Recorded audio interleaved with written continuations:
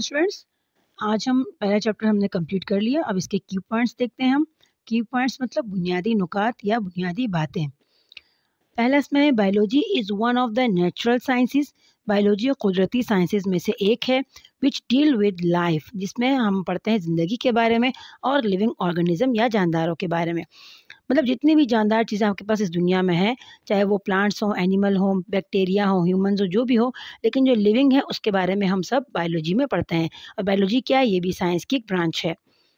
Second, biology is a multi disciplinary science. Biology क्या है, ये मल्टी मतलब कसीर तौर पर बेनुज़ाब्ता साइंस है। बेनुज़ाब्ता के बारे में पहले आप पढ़ चुके हैं, जो कि एक दूसरे के साथ ताल्लुक़ रखती है। दैट रिक्वायर्स, जिसमें हमें ज़रूरत होती है नॉलेज, इल्म की, एंड अंडरस्टैंडिंग और समझने की, ऑफ केमिस्ट्री, कीमिया, फिज़िक्स, तिबियात एंड मैथमेटिक्स और हिसाब या रियाजी। मतलब कोई भी ब्रांच ले लें आप साइंस की, तो वो एक दूसरे पर डिपेंडेंट होती है। तो इस तरह बायोलॉजी भी क्या है, ये भी केमिस्ट्री, फिज़िक्स, मैथमेटिक्स और बाकी इन चीज़ों के साथ ये कनेक्टेड है। इसके बगैर हम इसको नहीं समझ सकते।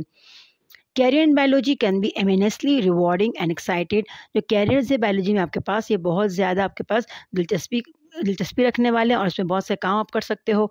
There are several career path, और बहुत ज़्यादा या कई आपके पास कैरियर के तरीके, रास्ते होते हैं या शोबे होते हैं फॉर अ बायोलॉजिस्ट, एक बायोलॉजिस्ट के लिए।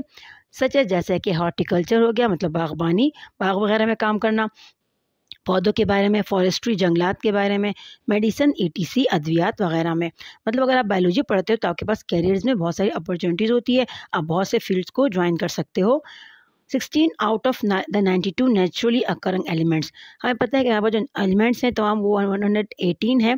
118 में से हमारे पास जो 92 हैं वो नेचुरली हैं, बाकी हमने आर्टिफिशियली लैब में बनाए हैं। लेकिन लैब में जो हमने बनाए हैं वो भी इन 92 की मदद से ही बनाए हैं। तो इन 92 में से जो 16 आपके पास हैं वो अकरिंग एलिमेंट्स, वो जो मौजूद हैं अनासिर, are of significance in the bodies of living organism. इसका बहुत ज़्यादा हिस्सा मौजूद है जानदारों के जिस्म में। इन 16 में से 6 आपके पास 6 element, hydrogen, carbon, oxygen, nitrogen, phosphorus and calcium are the essential element. ये बुनियादी अनासिर हैं ऑफ द लिविंग बॉडीज़, इंसानी जिस्मों के लिए।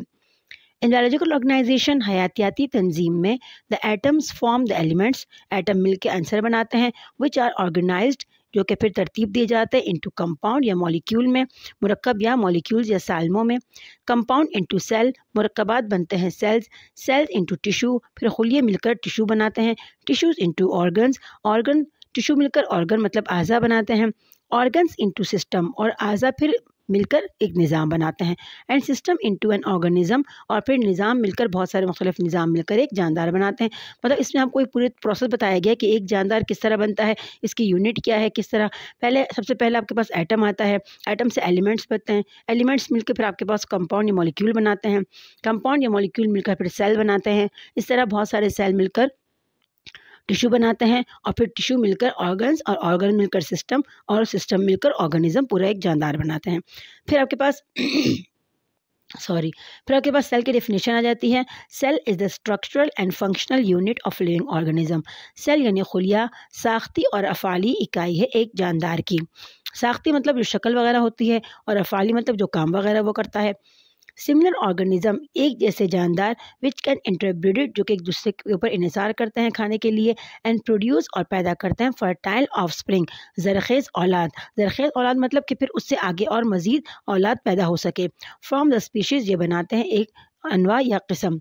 Member of the same species, और जो नुमाइंदे या मेंबर्स होते हैं एक जैसे नौ के, लिविंग टुगेदर, रहते हैं एक साथ, इन क्लोज एसोसिएशन, आपस में ताल्लुक़ रखते हैं, इन अ पर्टिकुलर एरिया, एक ख़ास जगह में, मेक अ पॉपुलेशन, तो वो आबादी बनाते हैं। मतलब एक जैसे स्पीशीज़ अगर एक जगह मिल के रहते हैं तो वो पॉपुलेशन बनाते हैं। इस तरह इंसान अगर मिलकर है तो इंसानों की पॉपुलेशन, अगर जानवर है तो जानवर की population. Living together of different population, और रहना एक साथ मुख्तलिफ आबादियों का, कॉन्स्टिट्यूट अ कम्युनिटी, ये मिलकर बनाते हैं एक कम्युनिटी को। मतलब एक जगह में आपके पास इंसान रह रहे हैं, वहाँ पर आपके पास जानवर भी कुछ रह रहे हैं, तो ये मिलकर आपके लिए फिर एक कम्युनिटी बनाते हैं। सेलुलर ऑर्गेनाइजेशन, खुलवी तंजीम, कैन बी 3 टाइप्स, ये 3 किस्म की हैं। यूनिसेलुलर ऑर्गेनाइजेशन, जिसमें एक ही खुलिया पूरे जानदार पर मुश्तमिल होता है। कॉलोनियल ऑर्गेनाइजेशन, जिसमें बहुत सारे खुलिये मिलते हैं लेकिन आपके पास ये टिश्यू नहीं बनाते बल्कि अलग अलग काम करते हैं, तो ये ऑर्गेनाइजेशन कॉलोनियल होती है। मल्टी सेल ऑर्गेनाइजेशन, कसीर खुलवी तंजीम, जिसमें आपके पास बहुत सारे खुलिये मिलकर एक तंजीम या एक जानदार बनाते हैं। इन डिवीजन ऑफ लेबर काम की तकसीम में, डिवीजन तकसीम लेबर काम की, the work of keeping an organism जो कि रखता है एक जानदार को अलाइव जिंदा, इज ऑफन डिवाइडेड, ये अक्सर तकसीम होते हैं, ऑफन ये ऑफ्टन नहीं पढ़ते, उसको ऑफन पढ़ते हैं, टी साइलेंट है, ऑफन डिवाइडेड अक्सर तकसीम किया गया, अमन द डिफरेंट पार्ट्स मुख्तलिफ हिस्सों में, ऑफ इट्स बॉडी उसके जिसम के, each part perform a specific job, और हर आपके पास जो पार्ट होता है उसका एक अपना काम होता है। इस तरह डियर स्टूडेंट्स, ये चैप्टर आपका पहला ख़त्म हो गया। फिर इंशाल्लाह अगला चैप्टर कंटिन्यू करेंगे, आके इसकी एक्सरसाइज भी करेंगे, लेकिन पहले फिर हम इसको चैप्टर वाइज पढ़ेंगे, उसके बाद एक्सरसाइज करेंगे। होप आपको समझ में आ गया होगा। अगर कोई भी चीज़ आपको समझ में ना आई हो तो आप पूछ सकते हैं। टेक केयर, अल्लाह हाफिज़।